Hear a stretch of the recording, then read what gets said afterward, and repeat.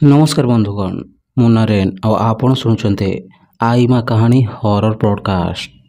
बंधुगण जदि आपण आम चैनल को नुआ आसी एपर्यंत आम चैनल को सब्सक्राइब करना तेरे चैनल को एबे ही सब्सक्राइब करनी। बंधुगण मु आज आपण दुईटी हॉरर स्टोरी नहीं आसी जहाँकि आपण को बहुत पसंद आसीबो।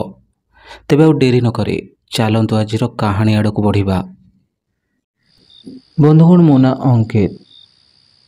मुझे आपन को जो घटना विषय कहवाक जाऊे ए घटनाटी मो सहित 2013 मसीह होता।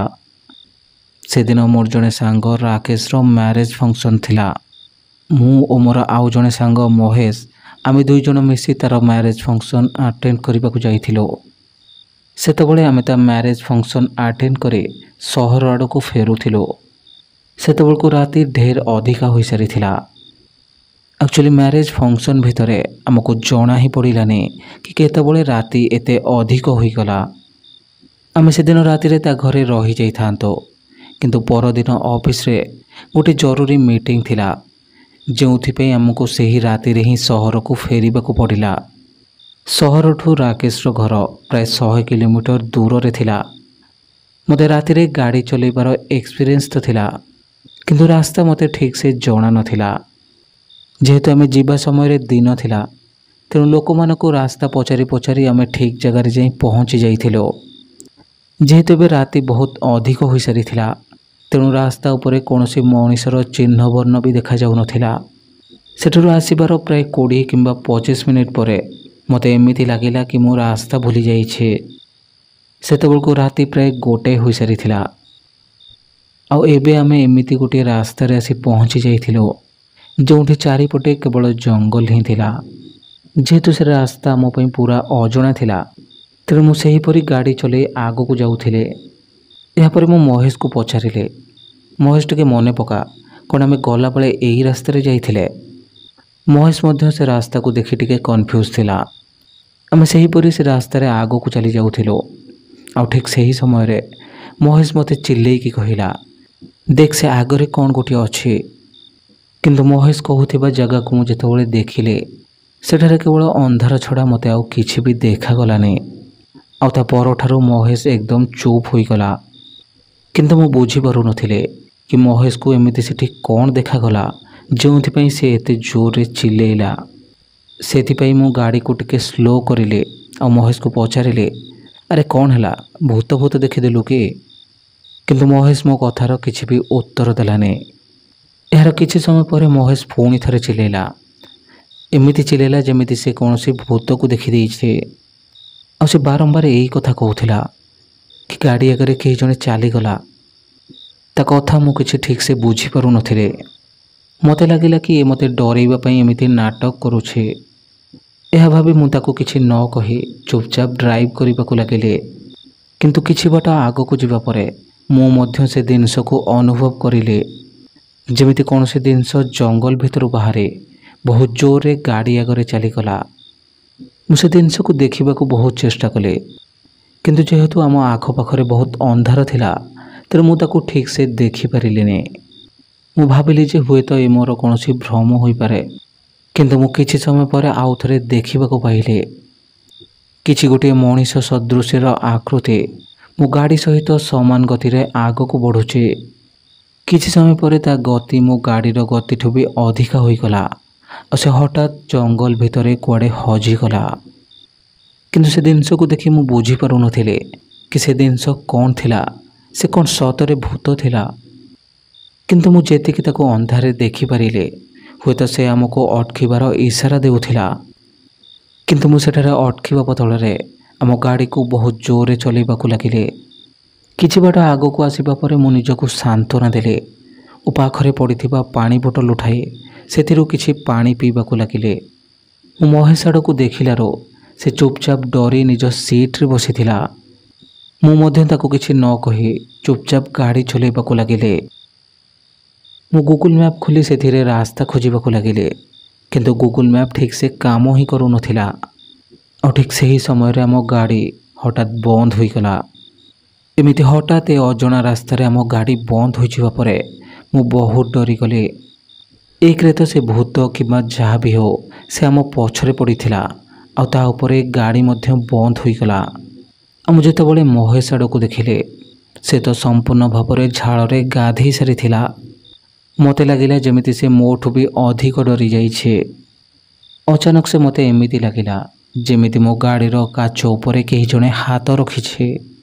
କିନ୍ତୁ ଯେତେବେଳେ ମୁଁ ଗାଡ଼ିର ସାଇଡ଼୍ କାଚ ଉପରକୁ ନଜର ନେଲି ସେତେବେଳେ ସେଠାରେ କିଛି ବି ନଥିଲା।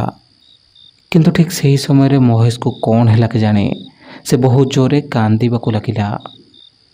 ତାକୁ ଏମିତି କାନ୍ଦୁଥିବାର ଦେଖି ମୋ ମନରେ ମଧ୍ୟ ଭୟ ଆହୁରି ବଢ଼ିଗଲା। ମହେଶ କାନ୍ଦୁଥିବା ସମୟରେ ହଠାତ୍ ଚୁପ୍ ହୋଇଗଲା। ଆଉ ସେ ଚୁପ୍ ହେବା ପରେ ତା ଫେସ୍ର ଏକ୍ସପ୍ରେସନ୍ ଏକଦମ ସେ ଚେଞ୍ଜ ହୋଇଗଲା। ତା ଚେହେରାର ରଙ୍ଗ ବଦଳିଗଲା। ତା ଆଖି ଗୁଡ଼ିକ ହଠାତ୍ ଲାଲ ଲାଲ ହୋଇଗଲା। କିନ୍ତୁ ଠିକ୍ ସେହି ସମୟରେ ମହେଶ କିଛି ଗୋଟିଏ କହିଲା ଯାହାକି ମୁଁ ଠିକ୍ ସେ ବୁଝିପାରିଲିନି। ଆଉ ସେତେବେଳେ ମୁଁ ଜାଣିବାକୁ ପାଇଲି କି ମହେଶର କେବଳ ଫେସ୍ର ଏକ୍ସପ୍ରେସନ୍ ଚେଞ୍ଜ ହେଇନି, ତା ଭଏସ୍ ମଧ୍ୟ ଚେଞ୍ଜ ହୋଇଯାଇଛି। ସେ ଗୋଟିଏ ଭୟାନକ ସ୍ୱରରେ ମୋତେ କହିଲା, ତୁମେ ଦୁଇ ଜଣ ଏ ରାସ୍ତାରେ ଆସି ଠିକ୍ କରିନ, ଏବେ ତୁମ ଦୁଇ ଜଣଙ୍କ ମୃତ୍ୟୁ ନିଶ୍ଚିତ ହେବ। ପାଖରେ ପଡ଼ିଥିବା ପାଣି ବୋତଲକୁ ଉଠାଇ ମହେଶ ମୁହଁ ଉପରକୁ ପାଣି ଫୋପାଡ଼ିଲେ। ତା ମୁହଁରେ ପାଣି ପଡ଼ିବା ପରେ ସେ ହଠାତ୍ ହୋସ୍କୁ ଆସିଗଲା। ତାପରେ ମୁଁ ତାକୁ ପଚାରିଲି, କ'ଣ ହେଲା ତୋର, ଏମିତି କ'ଣ ଗପୁଛୁ? କିନ୍ତୁ ସେ ମୋ କଥାର କୌଣସି ବି ଉତ୍ତର ଦେଲାନି। ଏହାପରେ ମୁଁ ଗାଡ଼ି ଷ୍ଟାର୍ଟ କରିବାକୁ ପୁଣି ଥରେ ଟ୍ରାଏ କଲି, କିନ୍ତୁ ଗାଡ଼ି ତ ଷ୍ଟାର୍ଟ ହେବାର ନାଁ ହିଁ ନେଉନଥିଲା। ଗାଡ଼ି ଷ୍ଟାର୍ଟ ନ ହେବାରୁ ମୁଁ ମହେଶକୁ ଗାଡ଼ି ଭିତରେ ରହିବା ପାଇଁ କହି ମୁଁ ଗାଡ଼ି ବାହାରକୁ ଆସିଗଲି। ଆଉ ଗାଡ଼ିର ବୋନେଟ୍ ଖୋଲି ଗାଡ଼ିର ଇଞ୍ଜିନ୍ ଚେକ୍ କରିବାକୁ ଲାଗିଲେ। ଯେତେବେଳେ ମୁଁ ଗାଡ଼ିର ଇଞ୍ଜିନ୍ ଚେକ୍ କରୁଥିଲି ସେହି ସମୟରେ ମୋତେ ପାଖରେ ଗୋଟିଏ କୁଡ଼ିଆ ପରି କିଛି ଦେଖାଗଲା। ମୁଁ ଗାଡ଼ିରୁ ଟର୍ଚ୍ଚ ବାହାର କଲି ଆଉ ସେ ଆଡ଼କୁ ମାରିବାକୁ ଲାଗିଲି। ସତରେ ସେ ଗୋଟିଏ କୁଡ଼ିଆ ଥିଲା, କିନ୍ତୁ ସେ ବହୁତ ପୁରୁଣା ଥିଲା। ସେ କୁଡ଼ିଆକୁ ଦେଖି ମୁଁ ଭାବିବାକୁ ଲାଗିଲି ହୁଏତ ତା ଭିତରେ କୌଣସି ଲୋକ ଥିବ ଯେ ଆମର ସାହାଯ୍ୟ କରିପାରିବ। ମୁଁ ଟର୍ଚ୍ଚ ମାରି ସେ କୁଡ଼ିଆ ଆଡ଼କୁ ଯିବାକୁ ଲାଗିଲି ଆଉ ଯାଇ ସେ କୁଡ଼ିଆ ପାଖରେ ପହଞ୍ଚି ମଧ୍ୟ ଗଲି। ସେ କୁଡ଼ିଆ ପାଖରେ ପହଞ୍ଚିବା ପରେ ମୋତେ କିଛି ଗୋଟିଏ ଶବ୍ଦ ଆସିବାକୁ ଲାଗିଲା। ସେ ଶବ୍ଦ ଏମିତି ଥିଲା ଯେମିତି କେହି ଜଣେ କିଛି ଜିନିଷ ଚୋବେଇ ଚୋବେଇ ଖାଉଛି। ତେଣୁ ମୁଁ ସେ କୁଡ଼ିଆର ଗୋଟିଏ କୋଣରେ ଛିଡ଼ା ହୋଇ ସେ କୁଡ଼ିଆ ଭିତରକୁ ଦେଖିବାକୁ ଲାଗିଲି। ସେ କୁଡ଼ିଆ ଭିତର ଦୃଶ୍ୟ ଦେଖି ମୁଁ ବହୁତ ଡରିଗଲି। ସେ କୁଡ଼ିଆ ଭିତରେ ଗୋଟିଏ ପଶୁ ସଦୃଶ ମଣିଷ ବସିଥିଲା। ତା ଚେହେରା ବହୁତ ଲମ୍ବା ଥିଲା। ତା ମୁଣ୍ଡରେ ଦୁଇଟି ବଡ଼ ବଡ଼ ସିଂଘ ଥିଲା ଆଉ ତା ସହିତ ତା ହାତ ଏବଂ ଗୋଡ଼ରେ ବହୁତ ଲମ୍ବା ଲମ୍ବା ନଖ ମଧ୍ୟ ଥିଲା। ତା ଦେହ ସମ୍ପୂର୍ଣ୍ଣ କଳା ଥିଲା। ସେ ଦେଖିବାକୁ ସମ୍ପୂର୍ଣ୍ଣ ଗୋଟିଏ ରାକ୍ଷସ ପରି ଥିଲା। ଏପର୍ଯ୍ୟନ୍ତ ତ ସବୁ ଠିକ୍ ଥିଲା, କିନ୍ତୁ ଯେତେବେଳେ ମୁଁ ସେ ରାକ୍ଷସକୁ ଗୋଟିଏ ମଣିଷକୁ ମାରି ଖାଉଥିବାର ଦେଖିଲେ ସେତେବେଳେ ମୋ ଶରୀରର ପ୍ରତ୍ୟେକଟି ଶିରା ଥରିବାକୁ ଲାଗିଲା। ମୁଁ ଦେଖିଲି ଯେ ସେ ଗୋଟିଏ ମଣିଷର ଶରୀରରୁ ମାଂସକୁ ଝୁଣି ଝୁଣି ଖାଉଥିଲା। ପ୍ରଥମେ ତ ସେ ମଣିଷର ପେଟଟିକୁ ଫାଡ଼ିଦେଲା ଆଉ ଆରାମସେ ବସି ତା ମାଂସ ଖାଇବାକୁ ଲାଗିଲା। ସେଠାରେ ମୁଁ ନିଜକୁ ସମ୍ଭାଳିବାକୁ ବହୁତ ଚେଷ୍ଟା କଲି ଆଉ ନିଜକୁ ସମ୍ଭାଳି ଆଖପାଖକୁ ଦେଖିବାକୁ ଲାଗିଲି। ସେତେବେଳେ ମୁଁ ଜାଣିବାକୁ ପାଇଲି ଯେ ମୁଁ ଗୋଟିଏ ମଶାଣି ମଧ୍ୟରେ ଛିଡ଼ା ହୋଇଛି। ମୁଁ ଧୀରେ ଧୀରେ ପାଦ ପକାଇ ସେଠାରୁ ପୁଣି ଥରେ ଗାଡ଼ି ପାଖକୁ ଫେରି ଆସିଲି। ଚୁପଚାପ ଯାଇ ଗାଡ଼ି ଭିତରେ ବସିଗଲି ଆଉ ଗାଡ଼ିର ସମସ୍ତ ଡୋରକୁ ଭଲ ଭାବରେ ବନ୍ଦ କରିଦେଲି। ଯେତେବେଳେ ମୁଁ ଏ ସମସ୍ତ ଘଟଣା ମହେଶକୁ କହିଲି ସେ ପାଗଳଙ୍କ ଭଳିଆ ଚିଲେଇବାକୁ ଲାଗିଲା। ମୁଁ ଭଲ ଭାବରେ ଜାଣିଥିଲି ଯଦି ମହେଶର ଆୱାଜ ସେ ରାକ୍ଷସର କାନରେ ପଡ଼ିବ ତେବେ ଆଜି ରାତି ଆମ ଦୁଇ ଜଣଙ୍କ ଶେଷ ରାତି ହୋଇଯିବ। ମୁଁ ମହେଶକୁ ଚୁପ୍ କରିବାକୁ ବହୁତ ଚେଷ୍ଟା କଲି ଆଉ ତାକୁ ଗାଡ଼ିରେ ଚୁପଚାପ ହୋଇ ବସିବାକୁ କହିଲି। ଆଉ ଠିକ୍ ସେହି ସମୟରେ ମହେଶ କହି ଉଠିଲା, କେବଳ ମୁଁ ହିଁ ତୁମକୁ ବଞ୍ଚେଇ ପାରିବି। ଏବେ ପୁଣି ଥରେ ତା କଣ୍ଠସ୍ୱର ବଦଳି ଯାଇଥିଲା। ମୁଁ ଜାଣିସାରିଥିଲି ଯେ ତା ଦେହରେ କୌଣସି ଗୋଟିଏ ଆତ୍ମା ପ୍ରବେଶ କରିଛି। ମୁଁ ଡରି ଯାଇ ତାକୁ କହିଲି, ଛାଡ଼ିଦିଅ ଆମକୁ, ଚାଲିଯାଅ ଏଠୁ। ସେତେବେଳେ ମହେଶ ଧୀର ସ୍ୱରରେ କହିଲା, ମୁଁ ତ ଚାଲିଯିବି, କିନ୍ତୁ ଏ ରାକ୍ଷସ କବଳରୁ ତୁମକୁ କିଏ ରକ୍ଷା କରିବ? ତା କଥାରୁ ମୁଁ ଜାଣିଗଲି ଯେ ମହେଶ ଦେହରେ କୌଣସି ବି ଖରାପ ଆତ୍ମା ପ୍ରବେଶ କରିନି। ମୁଁ ତା ଆଗରେ ହାତ ଯୋଡ଼ି କହିଲି, ଆପଣ ଯାହା ଇଚ୍ଛା କରନ୍ତୁ, କିନ୍ତୁ ଆମକୁ ସେ ରାକ୍ଷସ କବଳରୁ ରକ୍ଷା କରିଦିଅନ୍ତୁ। ମୁଁ ନିଜ ଆଖିରେ ଦେଖିଛି ସେ ରାକ୍ଷସ ବହୁତ ଭୟାନକ, ସେ ଆମକୁ ଜୀବିତ ଛାଡ଼ିବନି। ମୋ କଥା ଶୁଣିବା ପରେ ମହେଶ କିଛି ସମୟ ପାଇଁ ଚୁପ୍ ହୋଇଗଲା ଆଉ ତାପରେ କହିଲା, ତୁମେ ବେଶୀ କିଛି ଚିନ୍ତା କରନି, କେବଳ ଗାଡ଼ି ଭିତରେ ଚୁପଚାପ ହୋଇ ବସି ରୁହ, ଆଉ ସେତେବେଳେ ହିଁ ତୁମର ଜୀବନ ବଞ୍ଚିପାରିବ। ସେ ପୁଣି ଥରେ ବାହାରକୁ ଆସିବ ନିଜର ଶିକାର ଖୋଜିବା ପାଇଁ। ଆଉ ଯଦି ତୁମର ଗୋଟିଏ ଛୋଟ ଶବ୍ଦ ବି ତା କାନରେ ବାଜେ, ସେ ତୁମ ଆଡ଼କୁ ଦୌଡ଼ି ଚାଲି ଆସିବ। ତେଣୁ ଯେତେ ଶାନ୍ତ ରହିପାରିବ ରୁହ, କିଛି ବି ଆୱାଜ କରନି, ଚୁପଚାପ ସକାଳ ହେବା ପର୍ଯ୍ୟନ୍ତ ଏଇଠି ବସି ରୁହ। ମନେ ରଖ, ସେ ରାକ୍ଷସ ତୁମ ପାଖକୁ ନିଶ୍ଚିତ ଆସିବ। ଆଉ ଯେପର୍ଯ୍ୟନ୍ତ ସକାଳ ନ ହୋଇଛି ତୁମ ଗାଡ଼ି ବିଲକୁଲ ବି ଷ୍ଟାର୍ଟ ହେବନି।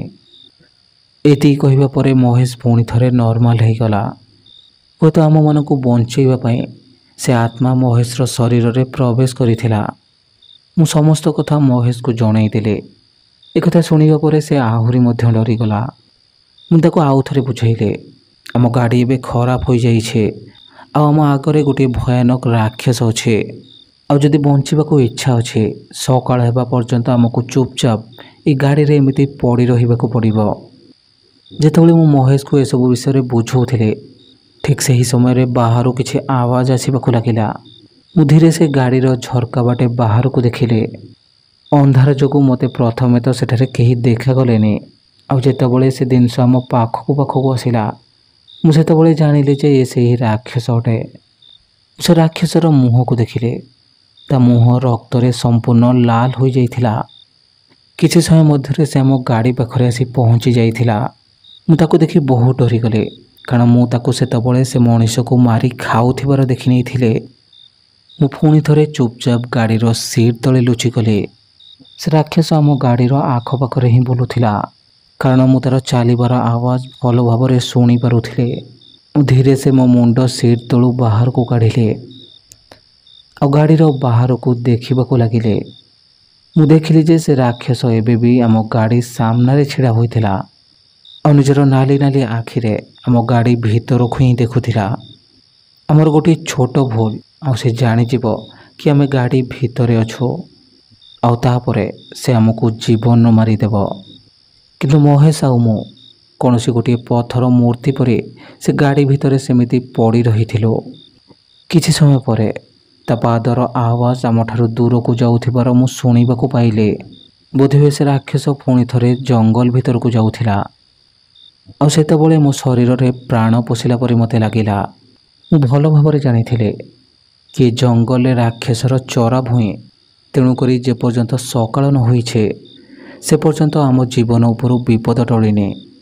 ସେ ରାକ୍ଷସ ଆମଠୁ ଦୂରକୁ ଚାଲି ଯାଇଥିଲା, ତାପରେ ବି ଆମେ ନିଜ ଜାଗାରୁ ଟିକେ ବି ହଲିଲୁ ନାହିଁ। ସେତେବେଳକୁ ସକାଳ 4:30 ବାଜି ସାରିଥିଲା ଆଉ ଆମେମାନେ ସକାଳର ପ୍ରଥମ କିରଣ ସେ ଜଙ୍ଗଲରେ ପଡ଼ିବାର ଅପେକ୍ଷାରେ ଥିଲୁ।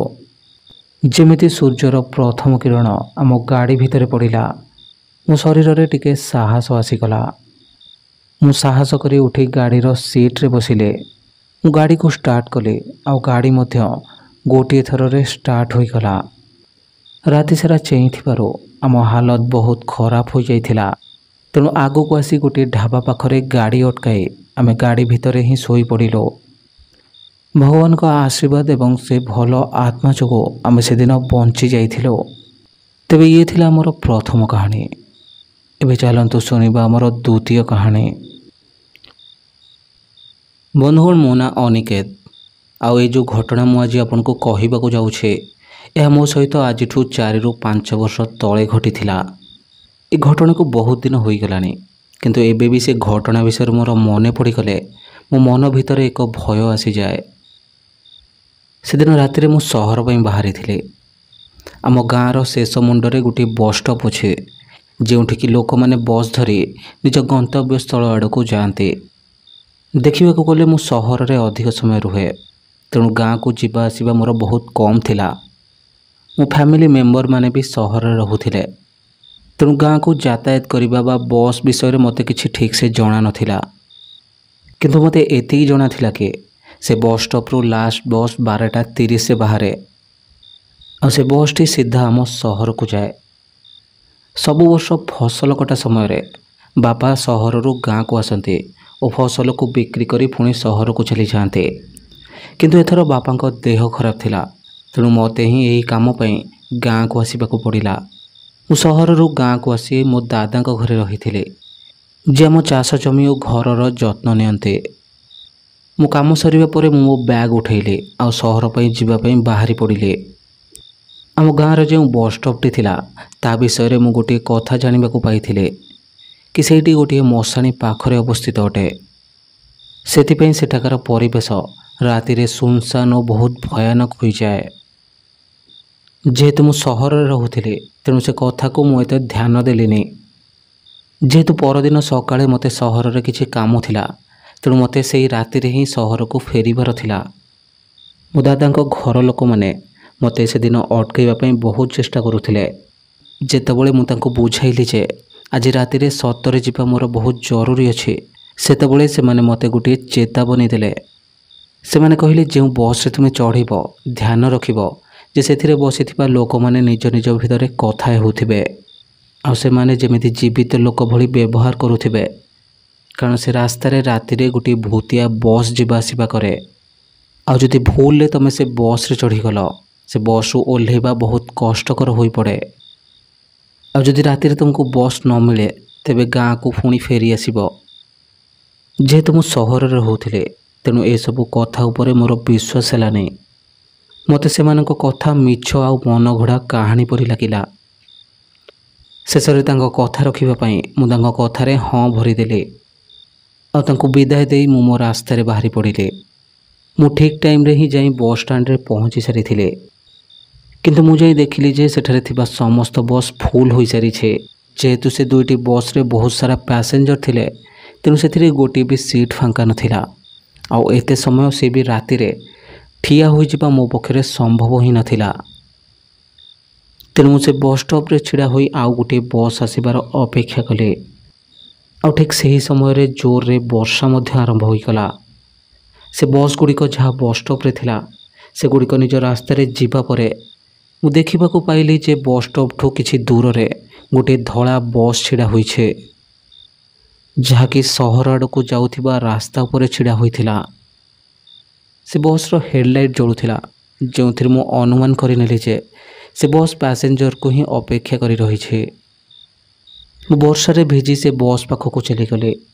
ମୁଁ ଭାବିଲି ସେ ବସ୍ରେ କେହି ତ ଥିବ ଯାହାକୁ ମୁଁ ପଚାରି ପାରିବି ଏ ବସ୍ ସହର ଆଡ଼କୁ ଯିବ ନା ଏଠାରେ ରହିବ। ବର୍ଷା ହେଉଥିବା କାରଣରୁ ମୁଁ ଦୌଡ଼ି ସେ ବସ୍ ଭିତରେ ପଶିଗଲି। ଆଉ ସେ ବସ୍ ଭିତରେ ପଶିବା ପରେ ମୁଁ ଦେଖିବାକୁ ପାଇଲି ସେ ବସ୍ ଭିତରେ କେହି ବି ନଥିଲେ।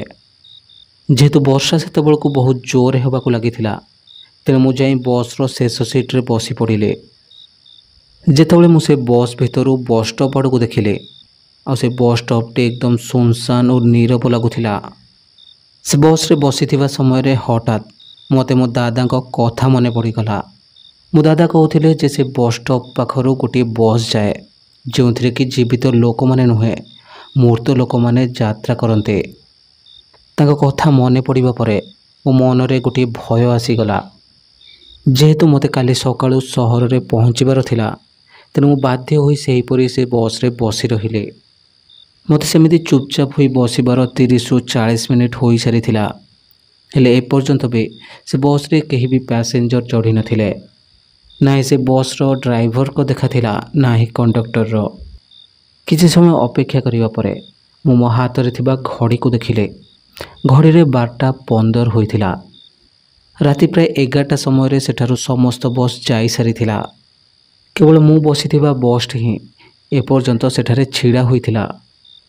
ସେତେବେଳକୁ ଆଖପାଖରେ କେହି ବି ଲୋକ ନଥିଲେ, ତେଣୁ ମୋ ମନ ଭିତରେ ଭୟ ଓ ଦୁଶ୍ଚିନ୍ତାମାନ ଆସିବାକୁ ଲାଗିଥିଲା।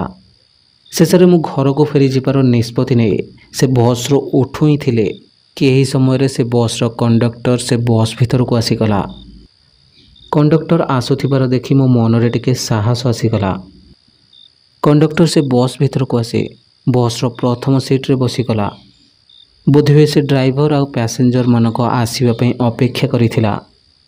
ମୁଁ କେତେବେଳେ ବସ୍ ବାହାରକୁ ତ କେତେବେଳେ ସେ କଣ୍ଡକ୍ଟର ଆଡ଼କୁ ଦେଖୁଥିଲି, କିନ୍ତୁ ତା ଭିତରେ ଥରେ ମଧ୍ୟ ସେ କଣ୍ଡକ୍ଟର ମୋ ଆଡ଼କୁ ଦେଖିନଥିଲା। କିଛି ସମୟ ପରେ ମୁଁ ଉଠି ସେ କଣ୍ଡକ୍ଟର ପାଖକୁ ଚାଲିଗଲି ଆଉ ତାକୁ ପଚାରିଲି, ଭାଇ ବସ୍ କେତେବେଳେ ଛାଡ଼ିବ? କିନ୍ତୁ ନା ସେ ମୋ ଆଡ଼କୁ ଦେଖିଲା ନା ମୋ ପ୍ରଶ୍ନର ଉତ୍ତର ଦେଲା। ମୁଁ ଆଉ 2-3 ଥର ତାକୁ ସେହି ପ୍ରଶ୍ନ ପଚାରିଲି, କିନ୍ତୁ ସେ ଠିକ୍ ପୂର୍ବ ପରି ସେମିତି ଚୁପଚାପ ହିଁ ବସି ରହିଲା। ତେଣୁ ମୁଁ ସେତେବେଳେ ଭାବିଲି ଯେ ବସ୍ରୁ ଓହ୍ଲେଇ ଯିବାଟା ହିଁ ଠିକ୍ ହେବ। ଆଉ ସେ କଣ୍ଡକ୍ଟର ଠିକ୍ ସେତିକିବେଳେ ମୋତେ କହିଲା, ଏ ବସ୍ରେ ଚଢ଼ିଥିବା ଯାତ୍ରୀ ନିଜ ଗନ୍ତବ୍ୟସ୍ଥଳରେ ପହଞ୍ଚିଲା ପରେ ହିଁ ଏ ବସ୍ରୁ ଓହ୍ଲେଇ ପାରିବେ। ମୁଁ ତା କଥା ଶୁଣି ଭାବିବାକୁ ଲାଗିଲି ଯେ କି ଆକୁ କେମିତି ଜଣାପଡ଼ିଲା କି ମୁଁ ବସ୍ରୁ ଓହ୍ଲେଇବା ପାଇଁ ଭାବୁଛି। ଯେହେତୁ ସେ ମୋ ସହିତ କଥା ହେଲା, ତେଣୁ ମୋତେ ଟିକେ ଭଲ ଲାଗିଲା। ତାପରେ ମୁଁ ତାକୁ ପଚାରିଲି, ଏ ବସ୍ କେତେବେଳେ ଛାଡ଼ିବ? କିନ୍ତୁ ସେ ପୁନର୍ବାର ସେହିପରି ଚୁପ୍ ରହିଲା। ତେଣୁ ମୋତେ ତା ଉପରେ ଟିକେ ରାଗ ଆସିଗଲା ଆଉ ମୁଁ ସେ ବସ୍ରୁ ଓହ୍ଲେଇବା ପାଇଁ ବାହାରି ପଡ଼ିଲି। ମୁଁ ଠିକ୍ ଓହ୍ଲେଇବାକୁ ଯାଉ ହିଁ ଥିଲେ, ମୁଁ ଦେଖିଲି ଯେ 4-5 ଜଣ ପ୍ୟାସେଞ୍ଜର ସେ ବସ୍ ଭିତରକୁ ଆସିଗଲେ। ସେ ପ୍ୟାସେଞ୍ଜରମାନଙ୍କୁ ଆସୁଥିବାର ଦେଖି ମୁଁ ଖୁସି ହୋଇଗଲି ଆଉ ଯାଇ ନିଜ ସିଟ୍ରେ ବସିଗଲି। ମୁଁ ଭାବିଲି ଯେହେତୁ କିଛି ପ୍ୟାସେଞ୍ଜର ଆସିଗଲେଣି, ତେଣୁ ବସ୍ଟି କିଛି ସମୟ ମଧ୍ୟରେ ଛାଡ଼ିଦେବ। କିଛି ସମୟ ମଧ୍ୟରେ ଆହୁରି ବହୁତ ସାରା ପ୍ୟାସେଞ୍ଜର ସେ ବସ୍ ଭିତରକୁ ଆସିଗଲେ। ଦେଖୁ ଦେଖୁ 10 ମିନିଟ୍ ଭିତରେ ପୁରା ବସ୍ଟି ସମ୍ପୂର୍ଣ୍ଣ ଭାବରେ ଫୁଲ୍ ହୋଇଗଲା। ବସ୍ 2-4ଟି ସିଟ୍ ହିଁ ଫାଙ୍କା ଥିଲା। ଏହାର କିଛି ସମୟ ପରେ ବସ୍ଟି ଧୀରେ ଧୀରେ ଚାଲିବାକୁ ଲାଗିଲା। ବସ୍ ଚାଲିବାର କିଛି ସମୟ ପରେ ମୁଁ ଗୋଟିଏ କଥା ନୋଟିସ୍ କଲି କି ସେ କଣ୍ଡକ୍ଟର କାହାରି ବି ଟିକେଟ୍ କାଟୁନି। ସେ ପୂର୍ବ ପରି ଠିକ୍ ସେମିତି ନିଜ ସିଟ୍ରେ ଚୁପଚାପ ହୋଇ ବସିଥିଲା। ସେ ବସ୍ ଭିତର ମାହୋଲ କେମିତି ଗୋଟିଏ ଚୁପଚାପ ଓ ଶାନ୍ତ ଥିଲା। ସେ ବସ୍ରେ ଏତେ ସାରା ଲୋକ ଥିଲେ, ହେଲେ କେହି ବି କାହା ସହିତ କଥା ହେଉନଥିଲେ। ସମସ୍ତ ପ୍ୟାସେଞ୍ଜର ନିଜ ନିଜ ସିଟ୍ରେ ଚୁପଚାପ କୌଣସି ମୂର୍ତ୍ତି ପରି ବସିଥିଲେ। ମୁଁ ପ୍ରଥମ ଥର ଏମିତି ଗୋଟିଏ ବସ୍ରେ ଯାତ୍ରା କରୁଥିଲି ଯେ ଯେଉଁଥିରେ ଏତେ ସାରା ଲୋକ ଥିବା ପରେ ବି କିଛି ବି ପାଟିତୁଣ୍ଡ ଶୁଣାଯାଉନଥିଲା। ମୋ ପାଖରେ ଯେଉଁ ପ୍ୟାସେଞ୍ଜର ବସିଥିଲା, ମୁଁ ତାକୁ ହାତ ମାରି ପଚାରିଲି, ଭାଇ ତୁମେ କୁଆଡ଼େ ଯିବ? ଆଉ ସେତେବେଳେ ସେ ମୋତେ କୌଣସି ବି ଉତ୍ତର ଦେଲାନି। କେବଳ ସେମିତି ସେ ଚୁପଚାପ ହୋଇ ବସି ରହିଲା। ମୁଁ ପୁଣି ଥରେ ତାକୁ ପଚାରିଲି, ହେଲେ ଏଥର ବି ସେ କୌଣସି ଜବାବ ଦେଲାନି। କିନ୍ତୁ ତୃତୀୟ ଥର ମୁଁ ଯେତେବେଳେ ତାକୁ ସେ ପ୍ରଶ୍ନ ପଚାରିଲି, ସେ ବସ୍ ଭିତରେ କିଛି ଗୋଟିଏ ଅଜୀବ ହଲଚଲ ହେବାକୁ ଲାଗିଲା। ସମସ୍ତ ପ୍ୟାସେଞ୍ଜର ବଡ଼ ବଡ଼ ଆଖିରେ ମୋ ଆଡ଼କୁ ହିଁ ଦେଖିବାକୁ ଲାଗିଲେ। ସେମାନେ ମୋ ଆଡ଼କୁ ଏମିତି ଦେଖିବା ଯୋଗୁଁ ମୁଁ ଟିକେ ଡରିଗଲି। ତେଣୁ ମୁଁ ଚୁପଚାପ ନିଜ ସିଟ୍ରେ ବସିଗଲି। ବସ୍ କିଛି କିଲୋମିଟର ଆଗକୁ ଯିବା ପରେ ହଠାତ୍ ଗୋଟିଏ ଜାଗାରେ ଅଟକିଗଲା। ମୁଁ ଝରକା ବାଟେ ବାହାରକୁ ଦେଖିଲି। ମୁଁ ଦେଖିଲି ଯେ ବସ୍ଟି ଗୋଟିଏ ଜଙ୍ଗଲରେ ଅଟକିଥିଲା। ମୁଁ ଭାବିବାକୁ ଲାଗିଲି ଯେ ବସ୍ ଏଠାରେ କ'ଣ ପାଇଁ ଅଟକିଲା। ତେଣୁ ମୁଁ ଘର ଲୋକଙ୍କୁ କିମ୍ବା ପୋଲିସକୁ ଫୋନ୍ କରିବାକୁ ଭାବିଲି। ମୁଁ ନିଜ ଫୋନ୍ ବାହାର କରି ଦେଖିଲି, ସେଥିରେ ବିଲକୁଲ ବି ନେଟୱାର୍କ ନଥିଲା। କିନ୍ତୁ ଏଇ କିଛି ଅଧଘଣ୍ଟା ତଳେ ହିଁ ମୋ ଦାଦାଙ୍କର କିଛି ମେସେଜ୍ ମୋ ଫୋନ୍ରେ ଆସିଥିଲା। ଯେହେତୁ ବର୍ଷା ଜୋରରେ ହେଉଥିଲା, ତେଣୁ ବୋଧେ ହୁଏ ସେ ମେସେଜ୍ର ନୋଟିଫିକେସନ୍ ମୋତେ ଶୁଣାଯାଇନି। ସେ ମେସେଜ୍ରେ ମୋତେ ପଚାରିଥିଲେ ଯେ ମୁଁ କେଉଁଠି ପହଞ୍ଚିଲିଣି। ଆଉ ତା ତଳେ ଆହୁରି ବି ମେସେଜ୍ ଥିଲା, ଆଉ ଯେଉଁଥିରେ ଲେଖା ଥିଲା, ପୁଅ ଆଜି ଅମାବାସ୍ୟାର ରାତି, ତେଣୁ ତୁ ଆଜି ରାତିରେ ଘରୁ ବାହାରି ବହୁତ ବଡ଼ ଭୁଲ କରିଦେଇଛୁ। ଆଉ ଯଦି ତୁ କୌଣସି ଭୁଲ ବସ୍ରେ ଚଢ଼ିଯାଉ, ତେବେ ତୁ ଏମିତି ଦେଖେଇ ହେବୁ ଯେ ଯେମିତି ତୁ ମରିସାରିଛୁ। ତତେ ଦେଖୁଥିବା ଲୋକମାନଙ୍କୁ ଯେମିତି ଜଣା ନ ପଡ଼େ କି ତୁ ଜୀବିତ ଅଛୁ, ନହେଲେ ସେମାନେ ତତେ ମାରିଦେବେ। ତାଙ୍କର ଏ ମେସେଜ୍ ପଢ଼ି ସାରିବା ପରେ ମୋ ହାତ ଗୋଡ଼ ଥରିବାକୁ ଲାଗିଲା। ମୁଁ ଏବେ ଜାଣିସାରିଥିଲି ଯେ ମୁଁ ଭୁଲରେ ସେ ଭୂତିଆ ବସ୍ରେ ଚଢ଼ିଯାଇଛି। ଆଉ ଯେତେ ବି ପ୍ୟାସେଞ୍ଜର ମୁଁ ଦେଖୁଛି, ସେମାନେ ମରିସାରିଛନ୍ତି। ସେଥିପାଇଁ ସେମାନେ ଏମିତି ଅଜୀବ ବ୍ୟବହାର କରୁଛନ୍ତି। ମୁଁ ଏମିତି ଭାବୁଥିବା ସମୟରେ 2 ଜଣ ଲୋକ ସେ ବସ୍ରେ ଚଢ଼ିଗଲେ। ଜଣେ ବହୁତ ଲମ୍ବା ଓ ପତଳା ଶରୀରର ଥିଲା, ଆଉ ତା ସହିତ ଗୋଟିଏ ସ୍ତ୍ରୀ ଲୋକ ମଧ୍ୟ ଥିଲା। ସେମାନଙ୍କୁ ଭିତରକୁ ଆସୁଥିବାର ଦେଖି ମୁଁ ଆହୁରି ଡରିଗଲି। ମୁଁ ଜାଣିଗଲି ଯେ ଏମାନେ ବି ଜଣେ ଜଣେ ଆତ୍ମା। ମୁଁ ଦେଖିଲି ଯେ ସେ 2 ଜଣ ବସ୍ରେ ଚଢ଼ି ବସ୍ରେ ବସିଥିବା ଅନ୍ୟ ଲୋକମାନଙ୍କୁ ଶୁଙ୍ଘୁଛନ୍ତି। ସେମାନେ ଏସବୁ କରୁଥିବାର ଦେଖି ମୁଁ ଚୁପଚାପ ନିଜ ଜାଗାରେ ବସିଗଲି। ଆଉ ମୋ ଦାଦା ଯେମିତି କହିଥିଲେ ମୁଁ ସେମିତି କରିବାକୁ ଲାଗିଲି।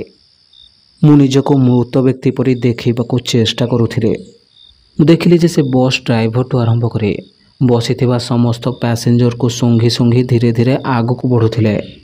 ମୁଁ ପ୍ରଥମେ ତ ଏହାର କାରଣ ବୁଝିପାରିଲିନି। ହୁଏତ ସେମାନେ ମୃତ ଆଉ ଜୀବିତ ଲୋକ ଭିତରେ ଯାଞ୍ଚ କରୁଥିଲେ। ସେଦିନ ହୁଏତ ମୋ ଭାଗ୍ୟ ଭଲ ଥିଲା। ସେ ମୋ ପାଖକୁ ତ ଆସିଲା, କିନ୍ତୁ ମୋତେ ଦେଖି ନ ପାରି ସେଠାରୁ ଫେରି ଚାଲିଗଲା। କିଛି ସମୟ ପରେ ସେମାନେ ବସ୍ରୁ ଓହ୍ଲାଇ ଚାଲିଗଲେ। ମୁଁ ଭଗବାନଙ୍କୁ ଧନ୍ୟବାଦ ଦେଲି ଯେ ମୁଁ ସେମାନଙ୍କ ହାତରେ ଧରା ପଡ଼ିନି। ଏହାପରେ ସେ ବସ୍ଟି ପୁନର୍ବାର ଚାଲିବାକୁ ଲାଗିଲା, କିନ୍ତୁ ମୁଁ ବୁଝିପାରୁନଥିଲି ଯେ ମୁଁ ଏବେ କ'ଣ କରିବି। ଏହି ସମୟରେ ମୁଁ ନୋଟିସ୍ କଲି ଯେ ବସ୍ଟି ସହରକୁ ଯାଉଥିବା ରାସ୍ତାକୁ ନ ଯାଇ ଅନ୍ୟ ଏକ ରାସ୍ତାରେ ଯାଉଛି। କିଛି ସମୟ ପରେ ସେ ବସ୍ରେ ବସିଥିବା ପ୍ୟାସେଞ୍ଜରମାନେ କିଛି ଗୋଟିଏ ରହସ୍ୟମୟ ଶବ୍ଦ କରିବାକୁ ଲାଗିଲେ। ସେସବୁ ଏତେ ଭୟାନକ ଥିଲା ଯେ ମୁଁ ଆପଣଙ୍କୁ ଶବ୍ଦରେ କହି ବି ପାରିବିନି। ମୁଁ ଏସବୁ ଦେଖି ସେ କୋଣରେ ସେମିତି ଚୁପଚାପ ହୋଇ ବସିଥିଲେ। ମୁଁ ଏବେ ବୁଝିସାରିଥିଲି କି କ'ଣ ପାଇଁ ମୋ ଘର ଲୋକମାନେ ମୋତେ ରାତିରେ ଯିବା ପାଇଁ ମନା କରୁଥିଲେ। କିନ୍ତୁ ବର୍ତ୍ତମାନ ମୁଁ ନିରୁପାୟ ଥିଲି, କାରଣ ସେମାନଙ୍କ କଥା ନ ଶୁଣି ମୁଁ ଆସି ଏ ଭୂତିଆ ବସ୍ରେ ଫସି ଯାଇଥିଲି। ମୁଁ ଭିତରୁ ବହୁତ ଡରି ଯାଇଥିଲି, ଆଉ ଏସବୁରୁ କେମିତି ମୁକ୍ତି ପାଇବି ସେ ବିଷୟରେ ଚିନ୍ତା କରୁଥିଲି। ହଠାତ୍ ମୋ ମନକୁ କ'ଣ ଆସିଲା କେଜାଣି, ମୁଁ ସେ ବସ୍ର ଝରକା ବାଟେ ବାହାରକୁ ଦେଖିଲି। ମୁଁ ବାହାରେ ଦେଖିବାକୁ ପାଇଲି ଯେ ଆଗରେ ଗୋଟିଏ ମୋଡ଼ ଅଛି। ରାସ୍ତାରେ ଥିବା ସେ ମୋଡ଼କୁ ଦେଖି ମୁଁ ବହୁତ ଖୁସି ହୋଇଗଲି। ଯେହେତୁ ଆଗରେ ରାସ୍ତାରେ ମୋଡ଼ ଅଛି, ତେବେ ସେ ମୋଡ଼କୁ ପାର କରିବାକୁ ହେଲେ ଡ୍ରାଇଭରକୁ ବସ୍କୁ ସ୍ଲୋ କରିବାକୁ ପଡ଼ିବ। ଆଉ ମୁଁ ନିର୍ଣ୍ଣୟ ନେଇଗଲି ଯେ ଯେମିତି ସେ ମୋଡ଼ରେ ବସ୍ଟି ସ୍ଲୋ ହେବ, ମୁଁ ବସ୍ରୁ ତଳକୁ ଡେଇଁ ପଡ଼ିବି। ଯେମିତି ବସ୍ଟି ମୋଡ଼ ପାଖରେ ପହଞ୍ଚିଛି, ମୁଁ ଝରକା ବାଟେ ମୋ ବ୍ୟାଗ୍କୁ ବାହାରକୁ ଫୋପାଡ଼ିଦେଲି ଆଉ ଦୌଡ଼ି କରି ବସ୍ର ଗେଟ୍ ପାଖକୁ ଚାଲିଗଲି। ମୁଁ ବସ୍ର ଗେଟ୍ ଖୋଲି ବାହାରକୁ ଡେଇଁବାକୁ ହିଁ ଯାଉଥିଲି। ଏହି ସମୟରେ ବସ୍ର କଣ୍ଡକ୍ଟର ମୋ ହାତକୁ ଧରିନେଲା। ମୁଁ ତା ହାତରୁ ମୋ ହାତକୁ ଛଡ଼େଇବାକୁ ଚେଷ୍ଟା କରୁଥିଲି, କିନ୍ତୁ ତା ଶକ୍ତି ମୋ ଶକ୍ତିଠାରୁ ବହୁତ ଅଧିକା ଥିଲା। ମୁଁ ସାହସ କରି ମୋ ଅନ୍ୟ ହାତରେ ବସ୍ର ଗେଟ୍ଟିକୁ ଖୋଲିଲି ଆଉ ସେହିପରି ଭାବରେ ତଳକୁ ଡେଇଁ ପଡ଼ିଲି। ଆଉ ବୋଧେ ଠିକ୍ ସେହି ସମୟରେ ମୋ ହାତ ତା ହାତରୁ ମୁକ୍ତ ହୋଇଗଲା ଆଉ ସେ ବସ୍ରୁ ରାସ୍ତାର କଡ଼ରେ ପଡ଼ିଗଲି। ଆଉ ସେ ବସ୍ରୁ ଖସି ରାସ୍ତାର ଗୋଟିଏ କଡ଼ରେ ପଡ଼ିଗଲି। ମୋ ପାଇଁ ସବୁଠୁ ଭଲ କଥା ଏହା ଥିଲା ଯେ ସେ ବସ୍ଟି ସେଠାରେ ଅଟକିଲାନି। କିନ୍ତୁ ସେତେବେଳେ ମୋ ମନରେ ଭୟ ଥିଲା ଯେ ଯଦି ବସ୍ଟି ସେଠାରେ ଅଟକିଯାଏ, ତେବେ ମୋ ପରିସ୍ଥିତି କ'ଣ ହେବ। କିନ୍ତୁ ବସ୍ ସେଠାରେ ନ ଅଟକି ଆଗକୁ ଚାଲିଗଲା। ଆଉ ସେ ବସ୍ଟି ସେଠାରୁ ଯିବା ପରେ ମୋ ଶରୀରରେ ପ୍ରାଣ ପଶିଲା। ମୁଁ ସେ ରାସ୍ତାରେ ପଡ଼ିବା ଯୋଗୁଁ ମୋ ଦେହ ହାତରେ କିଛି ଜାଗାରେ ଖଣ୍ଡିଆ ହୋଇଯାଇଥିଲା। ମୁଁ ସେଠାରୁ ଉଠିଲି ଓ ଟାଇମ୍ ଦେଖିଲି। ସମୟ 3:30 ହେଉଥିଲା। ସେ ପାଖରେ ହିଁ ଗୋଟିଏ ଗାଁ ଥିଲା। ମୁଁ ସେଠାକୁ ଦୌଡ଼ି ଚାଲିଗଲି ଆଉ ସେଠାରେ ରାତି ବିତେଇବା ପରେ ମୁଁ ପରଦିନ ସକାଳେ ମୋ ଘରକୁ ଚାଲିଗଲି।